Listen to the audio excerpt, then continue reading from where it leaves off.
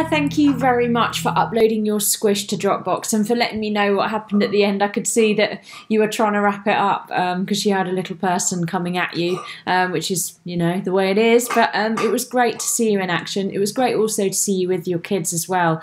It really helps to have your focus on them, you know, because it means that you're in the moment. You're really making sure that they're enjoying it, that they're following the story, that they're able to really follow the yoga as well and follow the movements as carefully as they can. So it was really, really good to see you in action in such a sort of live and realistic situation, very much akin to how it would be when you come to teach your classes.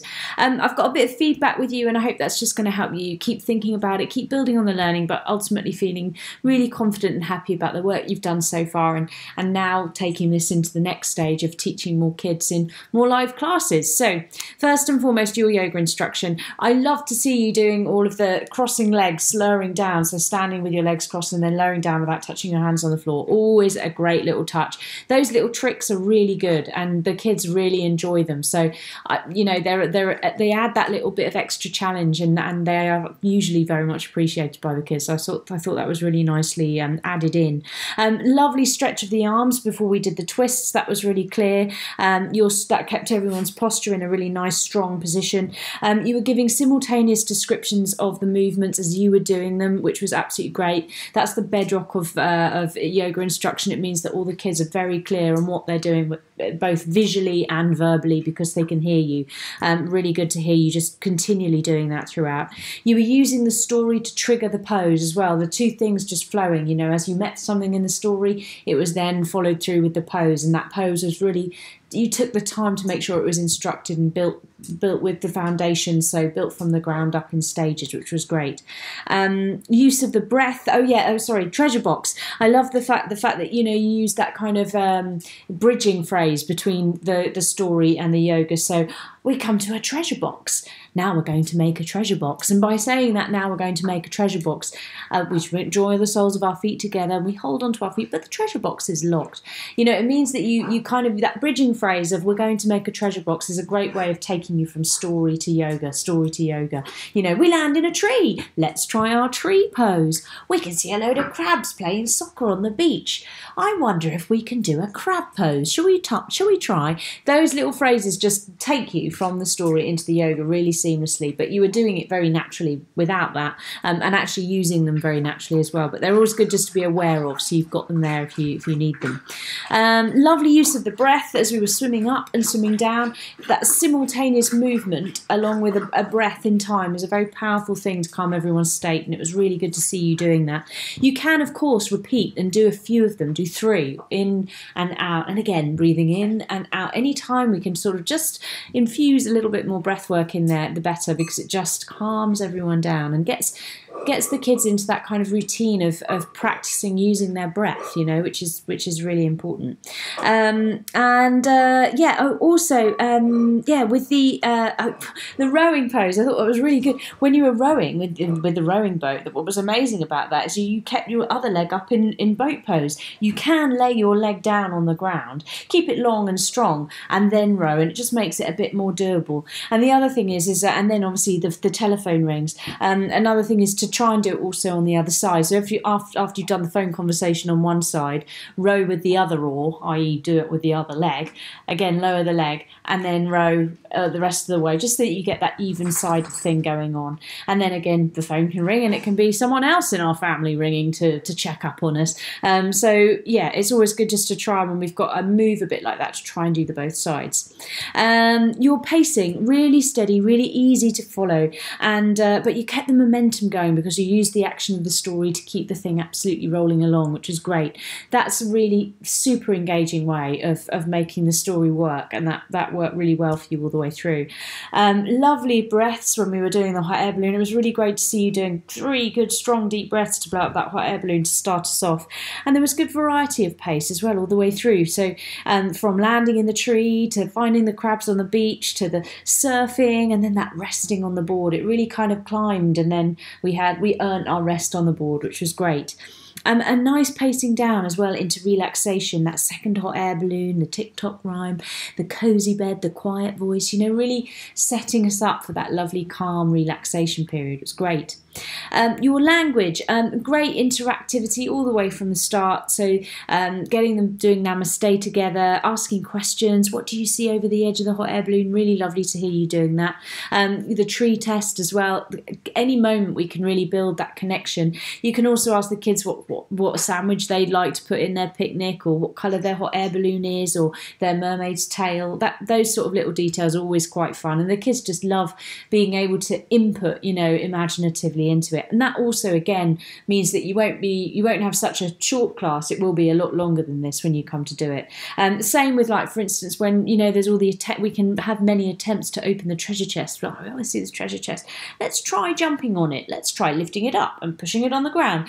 All of those sort of actions are there to kind of give you the opportunity to embellish and build the story, make it longer if you want to. So that's always available to you.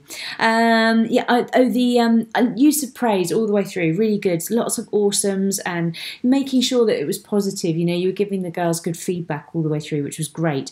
That's such a powerful thing. The kids really do kind of respond to that. And when we give that feedback positively, as we're going through the story, telling them they're doing a good job, they're looking great, they look amazing, they're awesome, those sorts of things, it just creates this sort of positive vibe, and kids want to keep coming back for that. It creates a sense of confidence in what you're doing, which is great. The shark moment was wonderful, to land the feeling of, oh, we were brave, aren't we relieved? We feel brave and we feel confident. It was really good to hear you using those words with such clarity and the meaning so much in that moment, because of the situation that we just managed to survive, which was great. And the sensory language you used on the board when we were resting on the board was lovely too, taking us into that how do we feeling the sun on our face, the waves beneath us. Really nice just to sort of get the girls feeling that sort of stuff going on. Use of the count as well to keep everyone together. So the treasure chest popping open is always a good one. So after 3, 1, 2, 3, pop. Keeps everyone together and makes sure that it all feels very collective, like we're all in it together, which is a good feeling.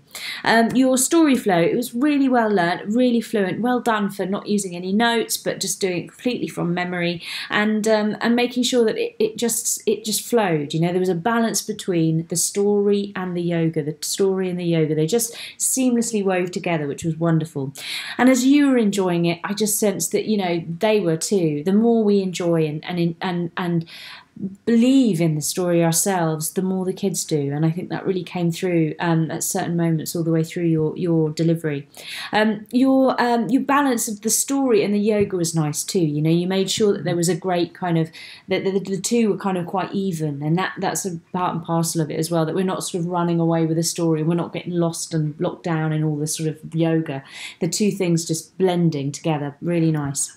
Your performance, lovely sound effects right from the start. It was good having those in the picnic, the plop plops and all the rest of it, and nice imaginings of waving over the edge of the hot air balloon. What we were seeing over the edge was really nice.